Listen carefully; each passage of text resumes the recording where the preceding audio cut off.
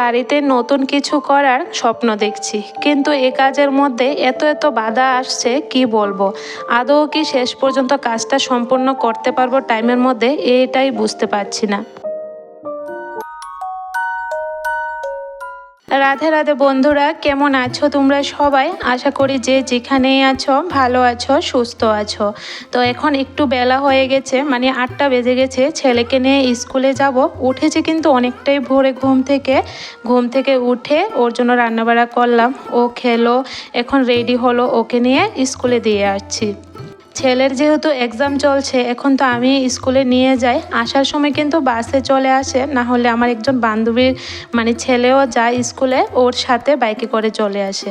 তো মানে আসার সময় আর আমি যাই না, আমি শুধু সকালে দিয়ে আসি ওকে। তো আজকের দিনটাও ছিল বৃহস্পতিবার, আর বৃহস্পতিবার মানেই তো জানো কতটাই কাজের চাপ। তার মধ্যে আবার ঘর থেকে যদি সকালবেলা আমরা বের হই, মানে গৃহিণীরা যদি সকালে ঘর থেকে একবার বের হই, তাহলে দেখবে কাজের কিন্তু অনেকটা মানে এলোমেলো লেগে যায়। তারপরেও ভাবছি যে অন্য কাজকর্ম পরে করব, আগে ঠাকুর সেবাটা দিয়ে দিই। ঠাকুর পুজো দেওয়া হয়ে গেলে দেখবে সংসারের অর্ধেক কাজ কিন্তু হয়ে যায়, আর মনটাও ভীষণ শান্তি থাকে। শান্তি মনে সারাদিন সংসারের কাজকর্ম করতে পারি। তো বৃহস্পতিবার ছিল, আজকে আমি ধূপ জ্বালিয়ে পুজো দিই। প্রত্যেক বৃহস্পতিবারে আমি ধূপ জ্বালাই, এমনিতে অন্য দিনও জ্বালাই, তবে বৃহস্পতিবার দিন কিন্তু আমি ধূপ জ্বালাবই। তো কিছু কাপড় চোপড় ভিজিয়েছিলাম সকালবেলা, এখন দেখি সাপ্লাই এসেছে, এখন কাপড়গুলি বাথরুমে ধুয়ে দিচ্ছি। এই কাপড়গুলো কিন্তু বেশি একটা নোংরা হয়নি, শুধু শীতের মানে শীত শেষ, এখন তুলে রাখবো, যার কারণে শীতের কাপড়গুলো ধুয়ে দিচ্ছি। অল্প অল্প করে শীতের কাপড় আগে ধুয়ে কিছু তুলে রেখেছিলাম, আরও কিছু রয়েছে, বিশেষ করে আমার শীতের কাপড়গুলো রয়ে গেছে। তো এখন আজকে ধুয়ে দিচ্ছি এগুলাও। গতকালকের ভিডিওতে আমি বাঁধাকপি সিদ্ধ আর শুটকির ভর্তা দিয়ে ভাত খেয়েছিলাম। তো একজন বোন আমাকে কমেন্ট করেছিলেন যে দিদিভাই ভর্তাটার মধ্যে কি কি দিয়েছো আর সিদ্ধটার মধ্যে কি দিয়েছো। ভর্তার মধ্যে তো আমি লঙ্কা, কাঁচা লঙ্কা, পেঁয়াজ কুচি আর শুটকি, আর সাথে 1 কোষ না 2 কোষ রসুন দিয়েছে কিনা আমার আদৌ মনে পড়ছে না। সব কিছু নিয়ে ভালো করে ভেজে যখন কাঁচা গন্ধটা চলে যায়, একটা পোড়া পোড়া গন্ধ আসে, তখন কিন্তু মানে ভর্তাটা বানাই। তবে এটা বললাম কিন্তু যে পাটার মধ্যে বাটলেই বেশি স্বাদ হয়, তবে আমি মিক্সিতেই করলাম আর বাটলাম না। আর সিদ্ধটার মধ্যে কিন্তু আমি শুধু লবণ দিয়েছি, জল দিয়েছি, সিদ্ধ করে নিলাম, আর কিছুই দিলাম না। আর যেহেতু ভর্তা আছে সাথে, তার জন্য সিদ্ধটার সাথে আর কিছুই দিলাম না। এ খাবারটা কিন্তু সবার মুখে ভালো লাগবে না, যারা মনে করো আগে থেকে খেয়ে এসেছে তাদের মুখে একমাত্র ভালো লাগবে। তো আমি যখন খাই না, আমার দেওরও ফোন করে আমাকে বলেছে যে কিভাবে খাও বৌদি, এত বাজে নোংরা খাবার কিভাবে খাও, আমার তো দেখেই বমি পাচ্ছে, আমাকে বলছিল ফোন করে। আমি ওকে বললাম তুমি একদিন এসো, তোমাকে বানিয়ে খাওয়াবো। বলছে না না, আমি হয়তো ভাত খাবো না, তারপরও এই খাবার আমি খাবো না, আমাকে বলছে। আসলে ওরা কি বুঝবে বলো, আমরা তো ছোট থাকতে থেকেই খেয়ে এসেছি, তো এই জিনিসটা আমি জানি কতটা টেস্টি। আচ্ছা যাই হোক, চলো, যার যার মুখের স্বাদ আলাদা, এটা নিয়ে কথা বলে লাভ নেই। তো ঘরে চলে আসলাম, রান্নাঘরে এখন রান্না বসাবো। ছেলেও আসার সময় হয়ে যাচ্ছে স্কুল থেকে। আর গতকালকে যেহেতু ছানা কেটে রেখেছিলাম দুধ থেকে, তো আজকে ছানার তরকারি করব। আর ছানার তরকারিটা কিন্তু আমার ছেলের খুব প্রিয়। তো দেখো আলু ভেজে নিয়েছি লাল লাল করে। এখন ছানা মানে পনিরের তরকারিতে যা যা মশলা দিতে হয় সব কিছু দিয়েছি, নিরামিষ রান্না করছি। আমারও খুব ভালো লাগে এভাবে ঘরে ছানা বানিয়ে আলু দিয়ে তরকারি করতে, আর খেতেও ভালো লাগে। তো এটার সাথে ফুলকপি বা পটল, এই দুইটা সবজির থেকে একটা দিলে আরও বেশি ভালো লাগে। তবে ঘরে ছিল না, তার জন্য শুধু আলু দিয়েই করেছি। রান্না শেষ হয়ে গেছে, ছেলেও স্কুল থেকে চলে আসলো, ও গেল স্নানে, আর মেয়েটা দিকে স্নান করে নিয়েছে। আর এমনিতে খালি গায়ে ঘুরছে, ওর ভাই আজকে ওকে স্নান করিয়ে দিল।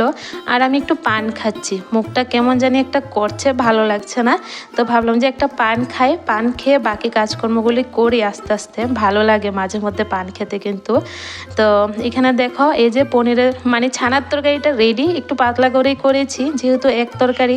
আর ছেলেটা মানে বলেছে একটু পাতলা করে রান্না করতে, ও একটু ঝুল ঝুল খেতে পছন্দ করে। তো ওর পছন্দ মতোই আজকের তরকারিটা রান্না করলাম। সংসারের কাজের শেষ নেই, এখনও বিছানা পড়ে আছে, বাসি ঘর ঝাড় দিয়ে তারপরে কিন্তু স্নান করে পুজো দিয়ে দিলাম, রান্না শেষ করলাম, এখন বিছানাটা গুছাবো। বিছানার অবস্থা দেখো এত খারাপ। তো কয়েকটা কাপড়ও ছিল, এগুলো এখন ভাঁজ করে নিচ্ছি। এবারে তোমাদের বলি যে বাড়িতে নতুন কিছু গড়ার স্বপ্ন দেখেছিলাম, কিন্তু এই কাজের মধ্যে এত এত বাধা কেন আসছে, এ কথাটা আমি কেন বললাম। আসলে আমাদের বাড়ির সামনে ড্রেন হচ্ছে সরকার থেকে, তোমরা তো দেখেছোই, অনেক দিন দেখিয়েছি তোমাদের। তো ড্রেনটা কিন্তু এখন আমাদের বাড়ি অবধি আসেনি, এর আগে কিন্তু বৃষ্টি শুরু হয়ে গেছে। তো যেহেতু মাটি কেটেছে, মাটি ভেঙে ভেঙে কিন্তু ড্রেনে পড়ে যাচ্ছে। তো সরকারি ড্রেনটা হওয়ার পর কিন্তু আমরা ব্রিজ বানাবো আমাদের বাড়ির জন্য। তো ব্রিজটা একটু মজবুতভাবে বানানোর জন্য আমরা কিন্তু নিজের থেকে পিলার তৈরি করছি।